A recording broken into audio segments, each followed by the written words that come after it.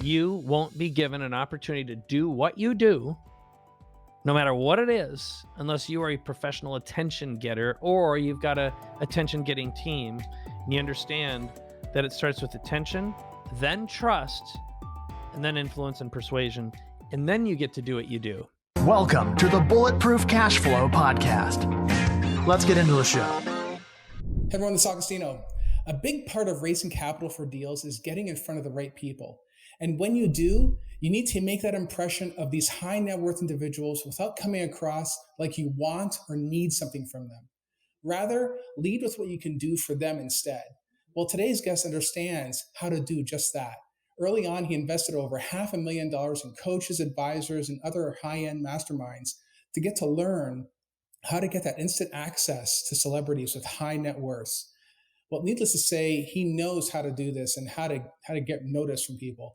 He has leveraged these skills to work with many global brands like 20th Century Fox, Sony Entertainment, and BMW, as well as notable celebrities like Tony Robbins, Paula Abdul, and Brian Tracy. He is the best-selling author of You Everywhere Now and the founder of TrafficGeyser and InstantCustomer. Through these businesses, he is on the cutting edge of technology and education when it comes to helping business owners build their platform and distribute their message. Now, with all that, I'd like to welcome Mike Koenigs to the show. Mike, thanks for coming on, man. It's my pleasure. It's good to be here. Yeah, it's going to be awesome. It's going to be awesome. Now, if you like what Mike has to say, you can reach him via his contact page at mikekoenigs.com.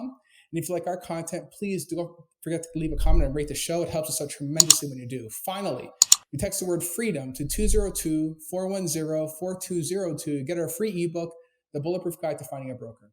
Okay, Mike, go ahead and tell the listeners a little bit about how you got your start in the media space. Well, the beginning was I've always loved movies, always loved music. I grew up in a musical family, and I started programming when I was 14 years old, and my dream was to write video games, which at some point I actually got that opportunity. But I also learned how to hack real early on. So back in the day when there were modems, I was war dialing. I was figuring out how to crack into systems, and I also taught myself how to remove copy protection from game software and other products, which got me introduced to a huge underground of very, very smart people. And at the time, what I would consider real hackers, where the whole mentality of the time was share information, learn and grow. We didn't do anything that was destructive. But at the time, the challenge was try to get into systems and figure out how things worked. And that led me to meeting the owner of a game development company. It was the very first Mac game development company called PCAI. And I really got his attention because he was a hacker cracker too. And when he saw what I could do, he said, well, do you think you can write games? And I said, yes. Taught myself how to code on the Macintosh. And if you fast forward a little bit, I ended up meeting a guy named Dean Hires who became my business partner later on. And we started one of the very first digital marketing agencies. It was called Digital Cafe. And that's where we worked with Sony, 20th Century Fox. But we also picked up General Mills as a client and wrote a video game that shipped in 6 million boxes of breakfast cereal. It was called Chex Quest, which interestingly enough, 25 years later, they just re-released it and have been putting it in all their packages. So they actually took our original game and re-released it. It's had a cult following since then, which is crazy. A lot of kids played this game. But if you fast forward, I learned copywriting, marketing. I started making digital information products. So I created a product before there was a YouTube called the Internet Infomercial Toolkit. My whole objective was figure out how to influence and persuade people using the television infomercial formula and adapt it to online. And then I learned publishing by being mentored by one of the world's greatest. She was actually did publicity. Her name was Ariel Ford, still a very good friend of mine, who represented people like Deepak Chopra, Wayne Dyer, Donald Walsh, Jack Canfield, people who had sold millions of copies of books back when you really had to hit the road and sell them. But we created an information product that led to automating marketing with TrafficGeyser, InstantCustomer. I sold those to a publicly traded company. And then, I've started a couple other companies since. So the bottom line is always love movies, always love music, always love gaming, always love hacking, cracking, figuring out how things worked.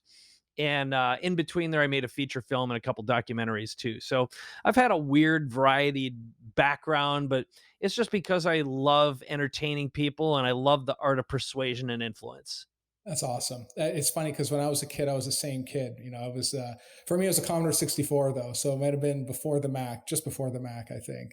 Yeah, yeah. Where I was coding on the Apple II is where I got my start, and if you believe it or not, Altair, like really oh early yeah, the hardware, Altair, PCM sure. machines, 8-inch floppy disk drives. Yeah, man, we were probably about the same around the same time. So Yeah, Commodore, I had one of those too, but like my money machines were ended up being Macs and PCs and Apple IIs. So it's yeah. funny. Yeah, good. That's funny. Well, I think one thing that stuff teaches you is how to figure things out, right? Because back then there was no YouTube, there wasn't no real format or a platform for education, right? So it was all Yeah, about learning it on your own, right? So you kind of have to be very, very resourceful. I'm assuming then that must serve you very, very well, even today, right? If you don't yeah. know something, you just figure it out. It's disassemble stuff, take it all apart, figure out how to put it back together. Sometimes there's gonna be some parts left over. And that but in the meantime, that's exactly like TrafficGeyser. We launched that product before there was even a YouTube. So we were doing high level automated SEO and video marketing before there were the platforms that there are now. And our first engine basically wrote 50,000 web pages a minute that were designed to attract search engines' attention. And that's when there were like 30 search engines you had to worry about. That at one point there were about 50, actually it got as high as 80 different video search engines. So YouTube was one of many, many, many. And we basically just sat on top of platforms with the sole purpose of how do you get attention from as many different places as possible, sitting on top of a multi-billion-dollar infrastructure.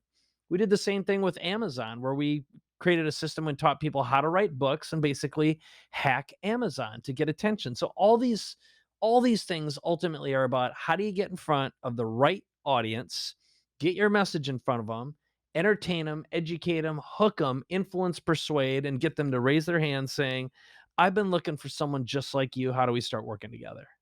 Excellent, excellent. Now, Mike, for those people out there that don't get like why is getting people's attention important? Like, how would you answer that question for someone who might be listening? Well, there's a saying, Microsoft did a study, and the average attention span of a human being used to be 12 seconds. And now it's down to 8, where a goldfish has a attention span of 9 seconds. So the whole point of this is when I ask people, I used to do this when I'd speak on stage. I'd walk up, and the first question I'd ask the audience is, what business do you think you're in? Tell me. And they'd raise their hands and shout out, I'm a chiropractor, I'm a dentist, or I do mergers and acquisitions or whatever. And I go, wrong. I go, before you get to do what you are paid to do, you got to be in the attention getting business first. And then you have to be in the trust business. And then you need to be in the influence and persuasion business before you even get a chance. And so the reason for all this is, and I'll use two examples, two of which, like, I happen to believe the Kardashians are bad for humanity. However, they figured out how to get attention and basically take over Instagram. Now, if you've seen that show recently, The Social Dilemma, we know that Facebook, basically the social networks have made people stupider. Period. End of story. Okay, it's had a negative consequence and turned young people into addicts. All right. Now, on the other hand, here's another example: Donald Trump. Now, I don't care what political side you're on, that guy, in my opinion, is an inarticulate boob but he was on a television show and he knows how to shock and get attention and keep attention. You could say he's the smartest guy in the world because he holds power of the world's highest powered position in the world. And how did he do it? He knows how to dominate and own the media. It doesn't matter if you love him or you hate him. You know, uh, the whole thing is, it just doesn't matter. He knows how to get attention. He knows how to influence. He knows how to persuade. He knows how to keep attention, and he knows how to drive people nuts. Okay. Now that happens to be useful to get into the position he did and break all the rules and basically hack the system. And so you've always got to be one step ahead of whatever is mainstream, because right now, we went through a phase. Everyone wanted to be an influencer. All kids want to be a YouTuber. Well, you've got to be a category of one if you're going to stand out. And that takes some thinking. It takes some observation. It takes a hacker mentality. And that's never gone away. That's right. Well, money follows attention. Money follows attention. That's it. Works for the Kardashians, works for Donald Trump. It can work for people listening as well. That's the thing. I mean, it's just Right on.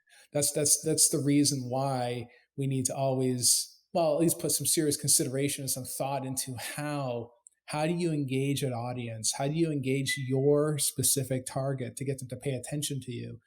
And I think something that when I was reading about you, something that you really try to hit home is that it's not always about you, meaning that it's not about me, it's about that other person. And how can I help them? Because I think the long and short of it, we're the same reason why social media exists is we're all narcissists in some way, shape, or form, right? We're always concerned with how we look. Whenever we look at a big picture of a whole group of people, who's the first person we look at?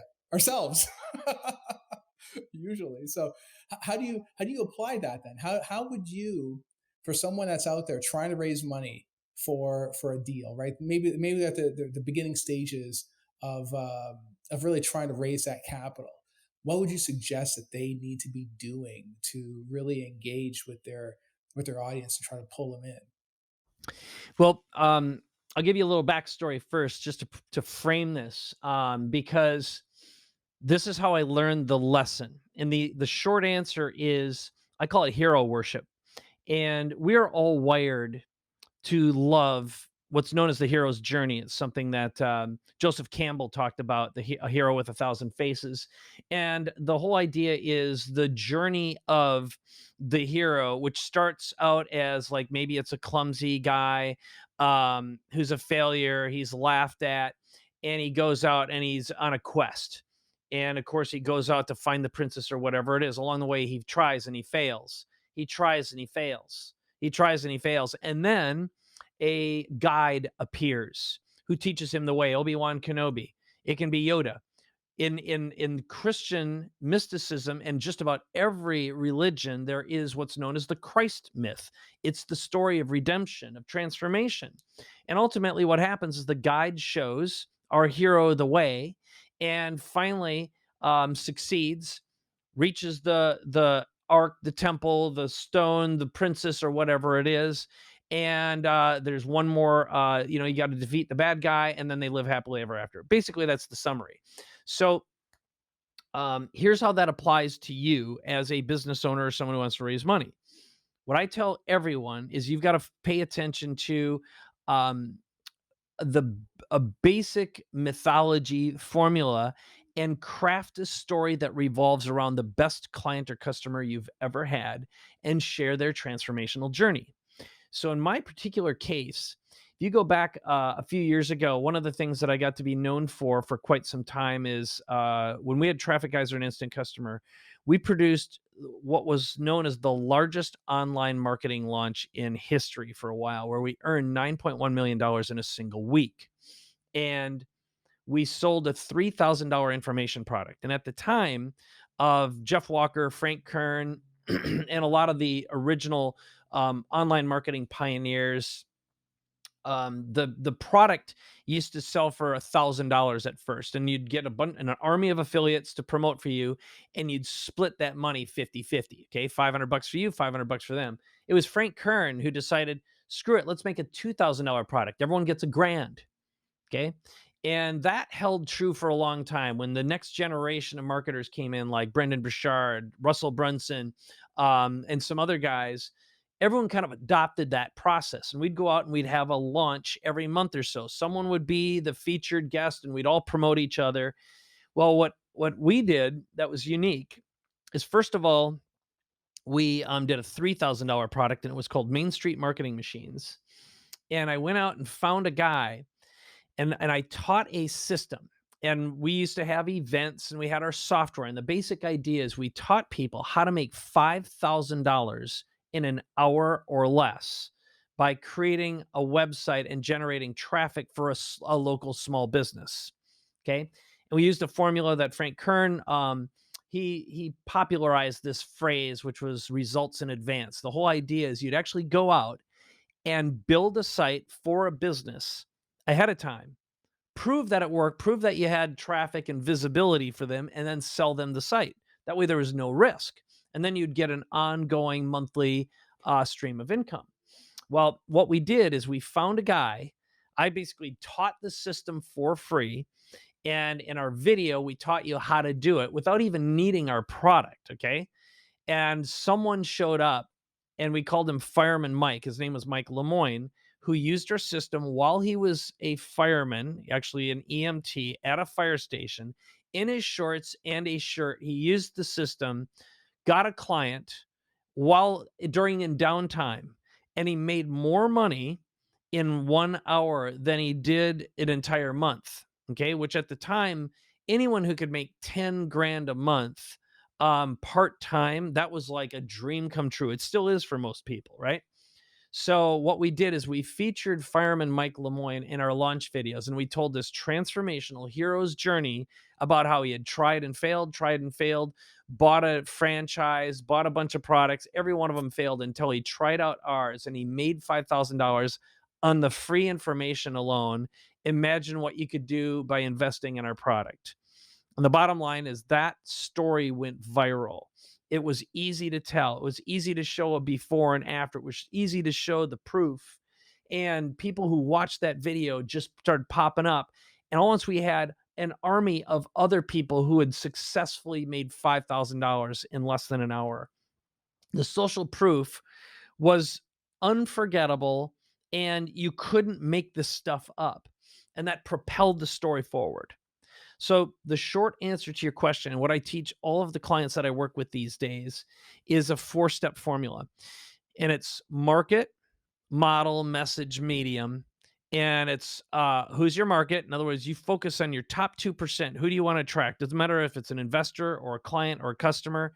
You find out who the top 2% are, your perfect audience. You need to know everything you can about them, where they live, what they believe, what they love, what they hate, et cetera, et cetera, et cetera. And then you need to know your model. In other words, how are you going to make money? And it's got to be simple. It's got to be easy to understand. It's got to be easy to say yes to. The third is the message. What are the words they need to hear to raise their hands and show up and say, I already know I want to work with you. How do we start? Okay. And Yes. then the medium is what channel do you need to get in front of where there is the maximum number of those people right now? And so there is a market model message medium story if you want to raise money. There's a market model message medium story if you want to influencers or build what I call an ambassador network.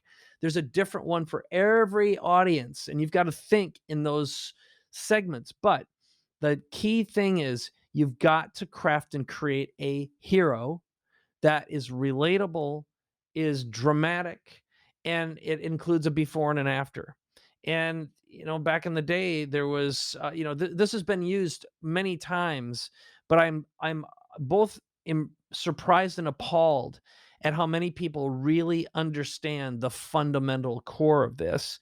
And after I sold my last company, I sold my fifth company a few years ago. This is all I do now, is I work with people and I invent and craft and create heroes' journeys and stories featuring either the brand or the founder or the owner as the hero. And then we craft the consumer facing message. And then it's all of these together because it's what makes the most money the fastest. And you can literally craft and create a story, even if it's you, even if you have no customers. And within 48 hours, you can be out pitching and raising money and making money, even if you've never even sold something before. And it's just because the formula just flat out works. We are fundamentally wired to believe and love the journey.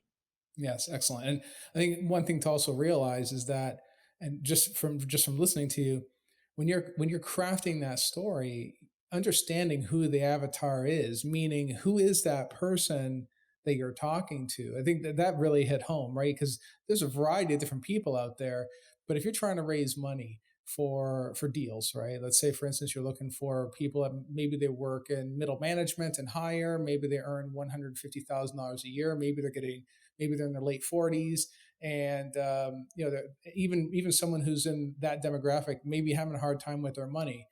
How do you have to sort of craft your story around that specific avatar and even tailor what you say and even how you say it? Would you say it's accurate? Yes, and I'll give you one other distinction that I didn't mention. So I'm glad you went through this again. What's critically important is that the viewer, the client or customer, your target market needs to have an aha realization at some point and say, "Holy cow, I am that person." They need to relate and say, "I'm the hero." So, as I say, every one of us is always crafting a movie starring our audience as the hero, and they need to relate to it on that level. So, um, I'll give you one more example of a technique that I've been using for a while now, which is I write for Entrepreneur magazine and also Forbes magazine, and I do that because when I work with businesses now, what I do is I craft 3 mini heroes journeys as an article, and I have them teach that story. So I have them teach a system. It'll be a 3, 5, 10 part system.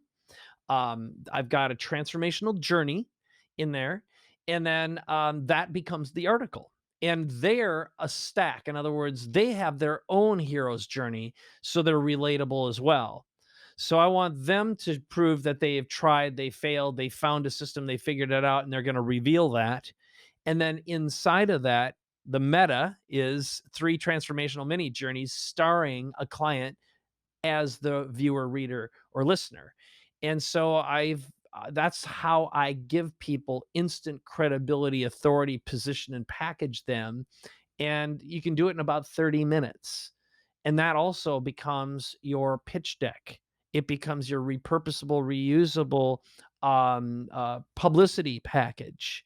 It becomes a Lego construction kit when you speak on stage or you do webinars or whatever it is. And it can even become the foundation for a podcast or a show.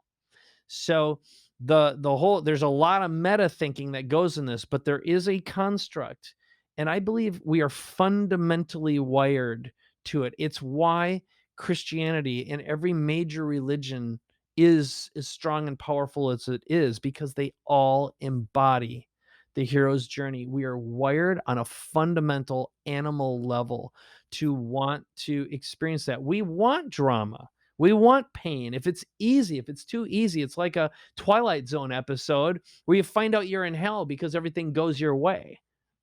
Yeah, I actually saw that episode. I actually just watched it the other day. That that very So same good, episode. so Yeah, powerful. Yeah. that's awesome. Now, do you also consider the personality type of the individual? Meaning, if they're a high action, or if they're a very emotional person, or if they're a practical person, like do you consider those types of personalities, and then really, I guess, calibrate to those specific personality types? Yes. Yes. Okay. God, you were asking good questions. So let me tell you this. So one of my clients right now and is strategic coach Dan Sullivan and his crew. They've been around 35 years, and I do a podcast with Dan also. And he does something, he calls it the free zone frontier. So I'm going to tell you a story that answers that question, but if you have a little background here, you'll understand a little bit more. Which the top level program at Strategic Coach is called the free zone frontier. The whole idea is you increase your capabilities and create competition free zones to operate in through collaboration. So let's say in the case of Dan, here's how it came about. He and I were doing an episode one day, and I was talking about a new technique I was using for doing LinkedIn automation that allowed me to target very specific individuals and businesses and send them hyper personalized messages to initiate a conversation and get them in a buying mood. And my goal is always, how do you enroll someone in a 25,000 to $1 million offer with the fewest number of conversations possible? And I've gotten it down now where I can do that in as little as one call or one Zoom message using a structured sales process. Okay. And so we were talking and doing this episode, and the whole idea behind a free zone frontier is you have a skill set and you have a business. I have a skill set. I have a business. In other words, we both have capabilities. And by combining them, but each of us still own our businesses, we create a competition free zone and income and money. But you own yours, I own mine. And there isn't a joint venture, there isn't a money transaction. We just both benefit. It's a new way of thinking. And Dan's goal is when he's 76 years old right now. He started this a couple of years ago. His goal is on his 100th birthday to have created a $15 trillion ecosystem inside Strategic Coach. So how's that for some deep thinking? That's some This deep guy thinking right there. Yeah. he is a fascinating man with just a big brain. So he looked at me and he said, "That's what I want you to do for Strategic Coach." Because we had been telling the story. He says, "I want you to craft what is called the civitas moment." That's when you have someone show up and say, "I want you." So I got to work and started working on these scripts. Now, Strategic Coach uses a model, a personality profile, which is the Colby Index, very similar to like Myers-Briggs, DISC, or whatever. And it's based upon 4 scores, which ultimately are fact finder, quick start, follow up, and implementer. And usually you're 2 of the 4. You're stronger. Now, both of us are most likely quick starts. In other words, we make fast just decisions, we get going, and we need just enough information to say yes. Now, so that's a quick start. A fact finder is someone who asks a bajillion questions and they want to have another conversation, another conversation. They nibble and they nibble, and they usually drive quick starts nuts and vice versa. But they're really necessary when you work together. And you're also a simplifier or a multiplier. Like you and I are multipliers. We're here multiplying messages and getting them out. Simplifiers, Dan is one, listens to very, very complex stuff and comes up with a 3-part structure that anyone can follow. Something like that. Deconstruct and rebuild and create a framework.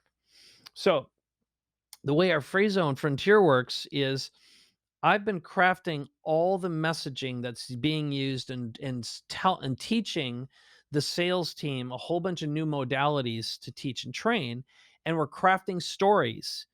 They're actually designed for different Colby scores. So we've got a quick start story, we've got a fact finder story. Our follow-up messaging follows each one of those as well.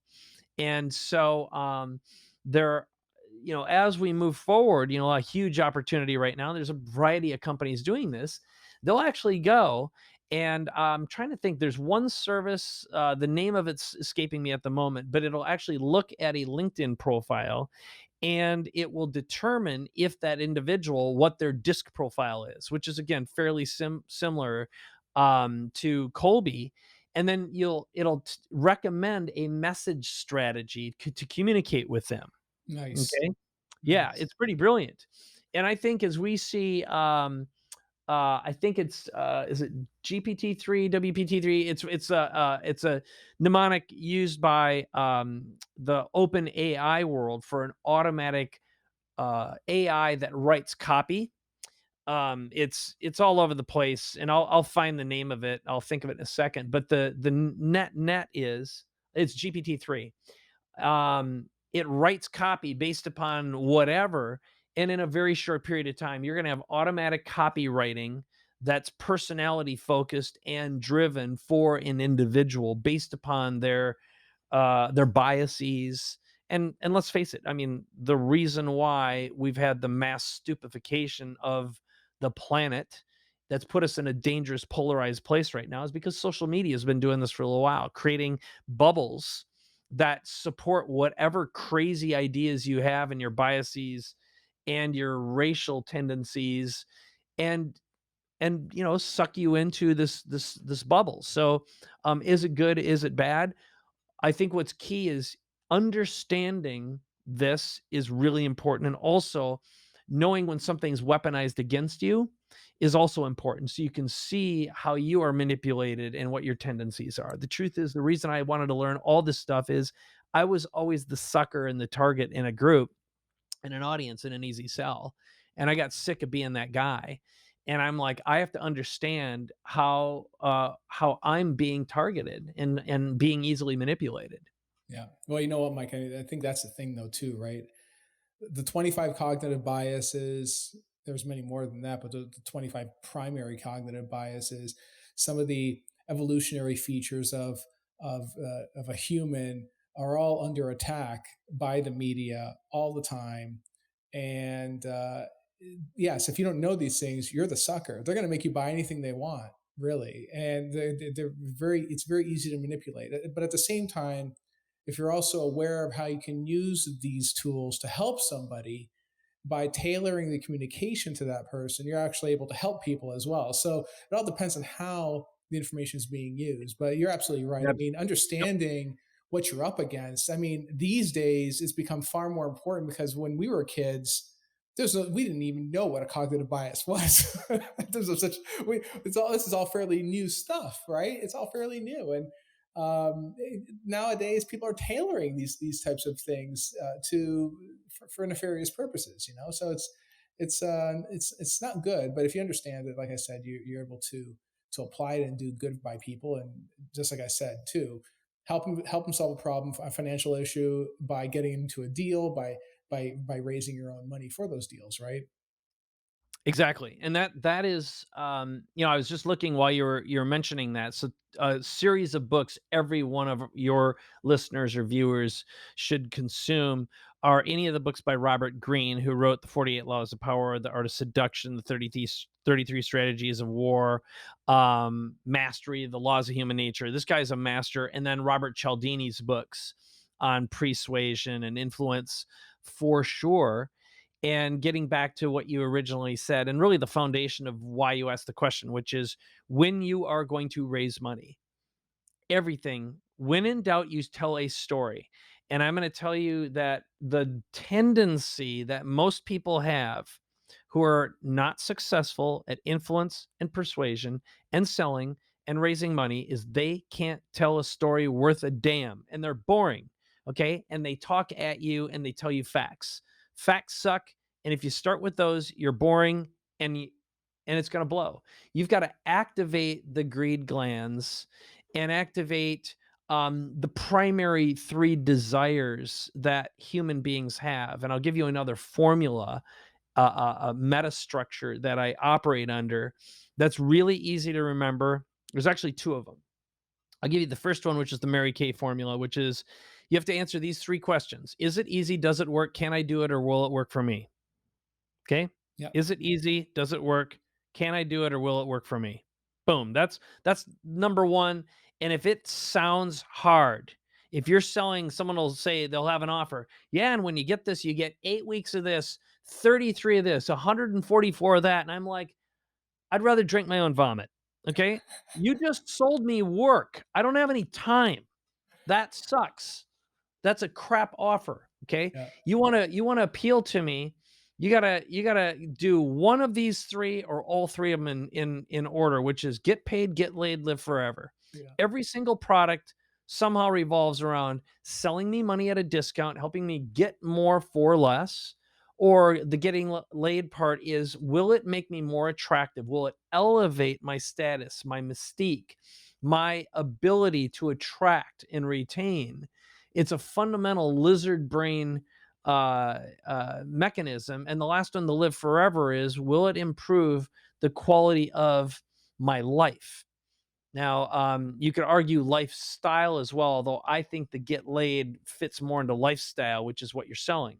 So, like, Apple is a lifestyle brand. It doesn't promise you that you're going to make more money for less, although it's sort of implied, but it's a status brand at the end of the day. Apple products are premium, and will it improve your lifestyle? Will it extend your life? Not really. The Apple Watch could, but a blend of all three definitely will. Tesla is another example of that. So a perfect product sells you money at a discount, elevates your status, improves your standing, makes you more attractive, and gives you a higher quality lifestyle or extends your life somehow. Yeah. And that story framework, if that's incorporated inside the hero's journey, you got yourself a winner. Now, what I Okay. just described takes practice. It takes thinking. It requires that you learn to think on a meta level to do it. But if you learn to deconstruct every film, every movie, every ad, every brand you're around, and you're wondering why are they so successful, it's because of that. It mixes all of these successfully. So, when in doubt, tell a story, and no one is going to refute you. This is why politicians are such morons. I actually um, coached a presidential candidate. I won't mention his name. Sweetest guy ever. Really, really good dude. Couldn't tell a story to save his life. And he'd respond and react by act, responding to or reacting to whatever was asked. It's a recipe for failure. If you respond with a transformational story, that's why smart politicians always tell you a story about a little girl whose parents were blah blah blah blah blah blah blah blah blah. What are you going to do? Are you going to refute that? No, you're not going to say you liar. Well, that's not true. According to the XYZ dictionary of facts that no one cares about, you're wrong. Yeah. Yeah. But it's exactly what they do. I saw one the other day. It's that same story. It's that same story. But I think it's something that you touched on was is really breaking it down to the biological level almost, right? That Lizard say brain. that the Yeah. lizard brain. I mean, our species has gotten as far as it did because we were very good at telling stories early on when there was no writing. Knowledge is transferred via stories, right? And it's very hard to shake tens of thousands of years of that type of methodology that's on our evolution, then suddenly throwing a bunch of numbers in there. You know, humans, just like I said, they don't want to think, right? They want to conserve glycogen in the brain. So what they're going to want to do is they'll listen to a story. They will listen to how whatever product you have, whatever solution you have is going to help, just like I said, uh, improve their life. And you have to do it in such a way that does not confuse them. They're going to ask about numbers eventually, right? But you don't open with the numbers. You're opening with getting through that lizard brain, getting through the bouncer of the brain is what I call it, that lizard brain, and then attack the neocortex with the actual logic down the road. That comes later, right? Yeah. I'd even give you a summary version of that. I call it the transfer of certainty moment. So, mm, almost all human beings are just a giant beehive, okay? And invariably, the way nature works, it's just the way things are. There's gonna be a queen, and then there's gonna be the workers, and there's gonna be a whole bunch of drones. It's the 80-20, 2.2.02 principle. And it's just what happens. There's going to be a dominant uh, individual in every group, depending on the timing. So, what makes for domination does vary. So we are exiting the world of the bully in some ways, the classic warrior, I'll kill everyone. And we went, it wasn't too long ago that girls started being attracted to the nerd because of Mark Zuckerberg, Steve Jobs, and the Bill Gates effect, which is a smart dude would make a lot of money versus the football quarterback dude who had his great kickoff and wound up being an insurance salesman and an alcoholic for the rest of his life. I'm just making fun of it just to illustrate a point. But you get my point here is the world shifted from muscle to intellect, not entirely. And so a great leader, a great marketer, a great influencer knows how to transfer certainty. And that again is done by overwhelming an audience with a transformational framework, okay, that provides a sense of trust that everything's going to be okay. And it's sort of like, wow, did you hear that guy or that woman? If we She's got it all figured out, man. She's got the formula. If you just do this, here you go. And she told you 3 stories about people just like me. Okay. She's got it. I'm going to follow this one. And then you listen to someone else who's wandering all over the world and just got a bunch of facts. That does not transfer certainty, and it's dependent upon someone else.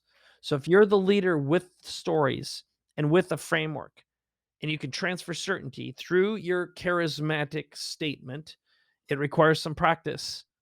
That's how leaders lead. And if you look at on YouTube and you watch the most influential or best speeches of all time, there's a transfer of certainty that takes place. It's the greatest coaches of all time in the locker room before that final play when the everyone's down. Again, hero's journey, hero's journey, hero's journey, inspiration, transformation. It's a transfer of certainty. And a transfer of certainty that happens through a hero's journey always sells. And so again, getting back to how do you raise money? You open up with the transformational story, and it's a story that the investor feels they can participate in as the guide, okay, which is money for nothing. They're selling money at a discount. That's really what an investment is all about. It's a get paid sale. Now, if you can also sell a quality brand in there, a get laid brand, meaning by being an investor in here, you're going to have access to blah blah blah. So, for example, I just invested in a company that does artificial intelligence based uh, money management and investing. It basically looks at investments and it micro invests in nanoseconds, right? And it's a unique platform, and the guy who runs it has a 20-year membership to the Dallas Cowboys uh, for games, home games. Okay. One of the ways he brings people in to become investors is, hey, come to a Cowboys game. So, for example, I was just there in the stadium yesterday watching this game with Dallas Cowboys playing against the Atlanta Falcons, and they won by 1 point in the last 4 seconds of the game. All right. Great hero's journey. They were down the whole game until the very end. And, I've got a great connection with the other guys I was there. We were all safely in this amazingly COVID protected environment, which is a story upon itself. But I was with some other guys who are all either investors or going to be investors. And so now I'm supporting that brand. It's called Capital Logics in fundraising and marketing and storytelling and messaging. But I'm also an investor. So, but why did I tell you that story? It's because I got a status upgrade. I get to go to Cowboys games, go into the Cowboy room, be around the players. It's like this big, it's a status play. And what about lifestyle? Well, my goal is this investment, this business is, I believe it's going to rush to the top and become a multi-billion dollar business, incredibly valuable because it consistently trades and produces double the standard investment against the S&P 500. Okay. And when, in simulations, when they went back and looked at back data, it showed that this thing outperforms and has since 2011. Okay, 9 years. Now it wasn't doing actual physical trades. It was doing internal simulated paper trades, but it doesn't matter because you can show and prove that it worked that way. Anyway, I just told you a mini transformational story with a certainty stack embedded and a status play and a value play. Again, all this stuff, it took me a long time to figure this out and deconstruct and listen and ask questions and read a ton of books. But it's down now to a formula that can be executed inside of 48 hours. So I don't know if that helps you here, but it's like this is a learnable skill, and it's been taught for, well, you said tens of thousands of years.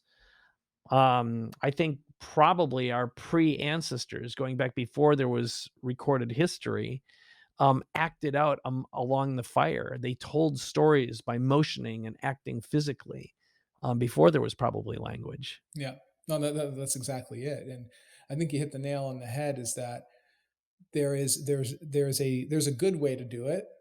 Getting around the fire and explaining it to your children or your family, and there is another way to do it to really help expedite and get to the core of what your message is to that investor without wasting their time, without them feeling like you're wasting their time, and positioning yourself in a way that solves a problem for them first, right? That is absolutely key. Absolutely key. Beautiful. And I always Yeah, love this stuff too, because this is more psychological. If you really think about it, it's more psychological than anything else, really. It absolutely is. And I think you know, your true nature, your authentic core is going to show up inside of this. So if you're wondering, well, how's this going to be used for evil? I think you just look at the character and the history of an individual and look at their reputation. So reputation matters. Now, reputation can be manufactured very, very rapidly if you use the storytelling model. But I also believe that when it's applied with heart and meaning, it changes the storyteller. You can actually craft a hero's journey starring you for your audience that you inherently reprogram old traumas, old tendencies, old behaviors, negative ones, in fact.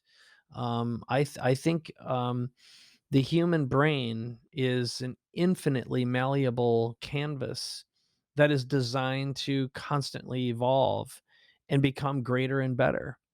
And left to its own devices without discipline and with ignoramuses leading you in a polarized environment and poisonous media, it's going to take a bump for the worse. And that's why we should vote and um, and turn off social media because it's an evil toilet filled with turds. It's sort of like if there's a turd in the punch bowl, everyone gets sick.